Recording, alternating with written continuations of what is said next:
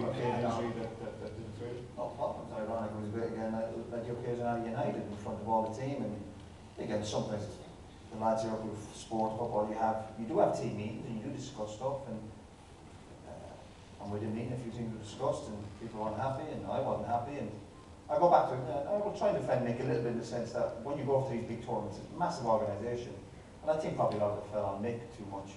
You know, you see the Irish rugby team, you know when they go away, they have tour managers, they have other people to help the manager. You know, you share the load. But the big issue I had from Nick always, and particularly at the end in Saipan, was he said I missed a game in one of the playoff matches and I should have played because he said, you know, I wasn't injured, which was, even now, how many years later, 10 years? I just can't understand why you come up with that. And people say I was sent home, nobody sent me home from anywhere. I said, listen, you can, and all, even the players, well, I got a little bit fed up with the players when we were over there, with the real poor mentality we had going over there to Saipan. People might, you have to be there to believe it. You know, an international team preparing for a massive tournament. Forget about the feel-good factor. We know financially we've worked a lot. Not that you think about having across the pitch in terms of the economy and people back in Ireland watching it, but just the facilities. There's no training gear, no medical gear, no footballs. No footballs here. I know we can laugh, but I'm telling you at the time, I said to Nick, Christ, yeah. Where's the footballs?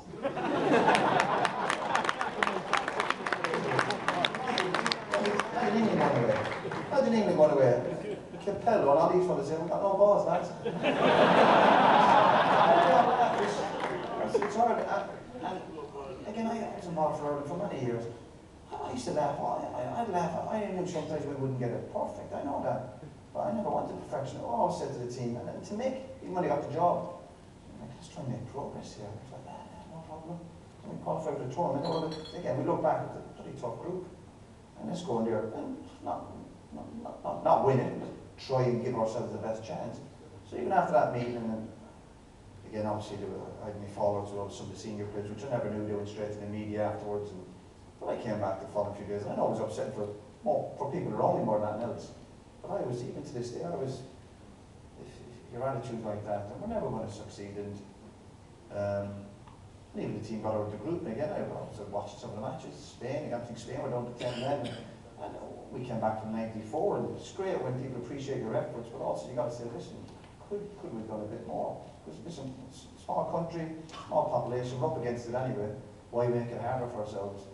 And that's exactly what we're doing. As I said, unless you were in Saipan, you wouldn't believe the conditions. And as I said, a lot of the other players,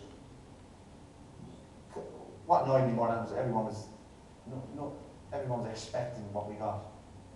What did you expect, right? You know, there was other lads there, and the lads shot their mouths off, the Matty Holland of this world and all this saying, oh well, you know, that's the way we are and all this, and Dean Kiley and all these fellas. No, not for me, lads. And I came back, and of course I went back and played under Brian. But one, you know, we don't know about Nick, and one of my real problems I had with Nick was when Nick was a player. I won't keep you long. It was it was in the US Cup, and me and I'll be honest with you, me and Steve Staunton, another buddy of mine, we were there for the bus. We were there for the bus coming back going back to the